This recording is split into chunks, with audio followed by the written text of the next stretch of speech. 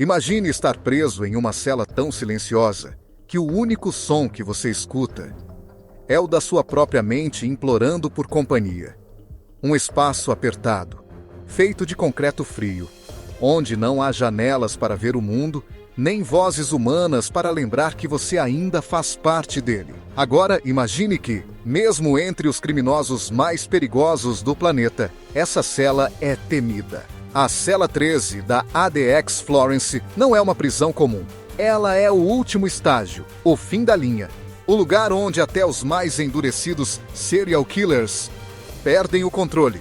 Joaquim Guzmán, mais conhecido como El Chapo, passou por ali. O chefão do cartel de Sinaloa, que escapou de 2 prisões de segurança máxima no México, foi finalmente contido em solo americano.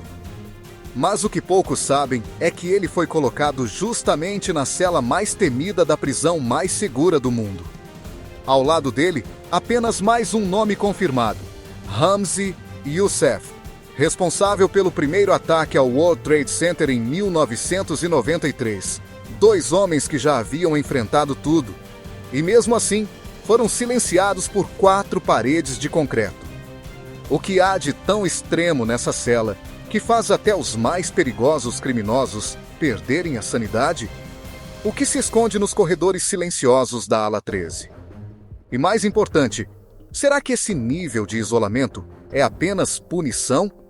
Ou se tornou uma nova forma de tortura silenciosa? Hoje, vamos descer até o núcleo mais sombrio do sistema prisional americano. Você vai descobrir os segredos por trás da Cela 13 e entender por que até os detentos mais violentos imploram para sair de lá. Prepare-se para ouvir histórias que nunca chegaram à grande mídia e para entender por que algumas portas, quando se fecham, nunca mais se abrem. Porque essa cela não foi feita para prender. Ela foi feita para apagar. No coração das Montanhas Rochosas, no Colorado, está escondida uma das estruturas mais temidas do planeta. Ela não tem o glamour de Hollywood, nem os holofotes das grandes manchetes, mas carrega consigo um poder silencioso, o de destruir mentes. Estamos falando da ADX Florence, apelidada de a Alcatraz das Montanhas Rochosas. Uma supermax que vai muito além da ideia de segurança máxima. Ela foi construída com um único propósito: conter o tipo de prisioneiro que nenhuma outra prisão conseguiu controlar. Nos anos 90, os Estados Unidos enfrentavam um dilema. Alguns detentos, mesmo em prisões de alta segurança, continuavam a cometer crimes, organizar facções e representar risco constante aos funcionários e outros presos. Foi então que nasceu a ideia de um novo tipo de confinamento. Um confinamento que não se limitaria a grades, mas que atingiria a própria psique. A ADX Florence foi projetada para ser mais que uma prisão. Ela seria uma máquina de controle total. Cada detalhe da sua construção foi pensado para restringir, para limitar, para isolar. As torres de guarda têm visão total da instalação. Câmeras e sensores estão por todos os lados. As portas, cerca de 1.400 no total, são todas controladas remotamente. E mesmo a movimentação mais simples de um detento depende de autorização digital. Mas o verdadeiro segredo da ADX não está no aço nem no concreto. Está no isolamento.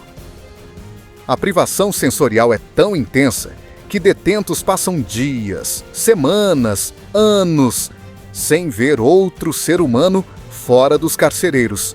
É nesse ambiente que a Cela 13 ganha forma. Porque dentro dessa prisão, que já é considerada uma das mais severas do mundo, existe um nível ainda mais extremo. Uma ala que abriga apenas 4 celas. Um espaço feito para os que desafiam até as regras da própria ADX. Um espaço onde o silêncio é tão profundo que se torna insuportável. É lá que os nomes mais temidos do mundo foram colocados.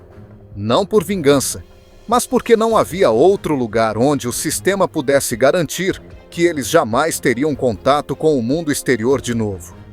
Essa cela foi feita para apagar qualquer rastro de rebelião, e para muitos, ela acaba apagando a própria identidade.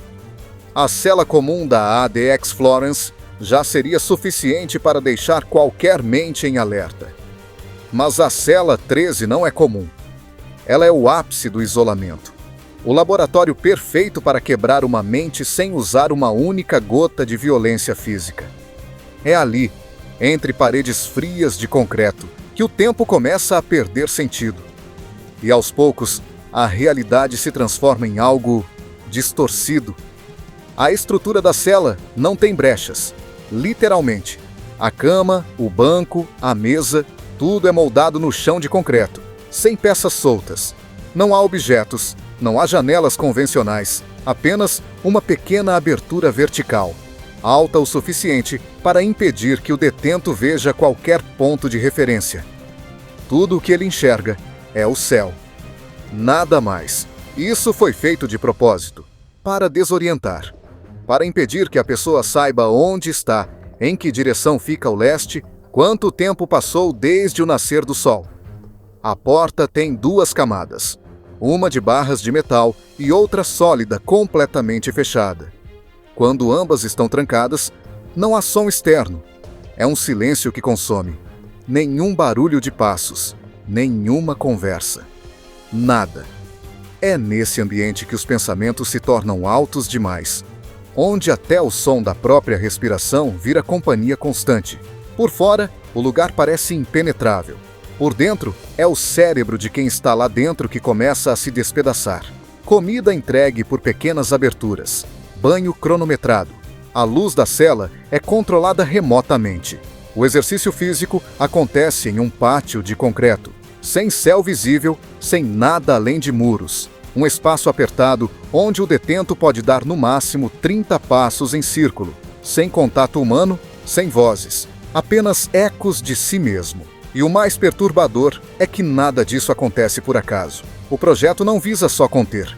Ele foi pensado para desgastar, para transformar resistência em desespero, para que mesmo os mais fortes se vejam implorando por algo simples, como o som da voz de outro ser humano. É aqui que a cela 13 mostra sua verdadeira função. Ela não existe para punir o corpo. Ela existe para silenciar a mente. Entre as centenas de celas da ADX Florence, existe uma ala que não é marcada nos mapas convencionais da prisão.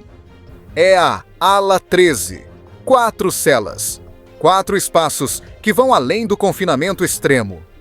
Essas celas são o destino final daqueles que o sistema considera absolutamente irrecuperáveis, imprevisíveis ou perigosos demais para existir, mesmo entre outros criminosos de elite. A cela 13, em particular, tornou-se um mito sombrio nos corredores da segurança máxima. Um símbolo de algo que vai além da punição. Segundo relatos de ex-agentes penitenciários e funcionários aposentados, é o lugar onde o confinamento atinge níveis quase experimentais. Um espaço onde os detentos são privados até mesmo da mínima noção de existência compartilhada. Não há vislumbre de outros presos, não há interações, não há vozes humanas, exceto, raramente, a do carcereiro atrás de portas duplas. Joaquim El Chapo Guzmán foi colocado ali, e esse simples fato fez o mundo voltar os olhos para a cela que até os próprios detentos da ADX temem. Um homem que comandava um império do crime, que escapou de 2 prisões no México com estratégias dignas de filmes, que subornou, corrompeu e desafiou estados inteiros. Agora reduzido a uma rotina sem fala, sem visão, sem futuro, o silêncio se tornou sua única companhia. E segundo fontes próximas ao caso, até mesmo ele passou a demonstrar sinais de paranoia, lapsos cognitivos e um comportamento diferente daquele exibido durante o julgamento. Ramzi Youssef, mentor do primeiro ataque ao World Trade Center, foi o outro nome confirmado a ocupar uma das 4 celas da Ala 13. Durante anos, sua rotina foi monitorada por especialistas em segurança, mas algo chamou atenção. O olhar vago, o desinteresse crescente, o colapso da arrogância que o marcava nos tribunais. O homem que desafiou um país inteiro, agora parecia lutar apenas contra si mesmo. A cela 13 é o ponto onde a punição deixa de ser física. Ela se torna um espelho distorcido, um labirinto dentro da mente, um lugar onde não há grades visíveis, porque a prisão já foi absorvida pelo cérebro do detento. E mesmo entre os mais perigosos, poucos suportam por muito tempo.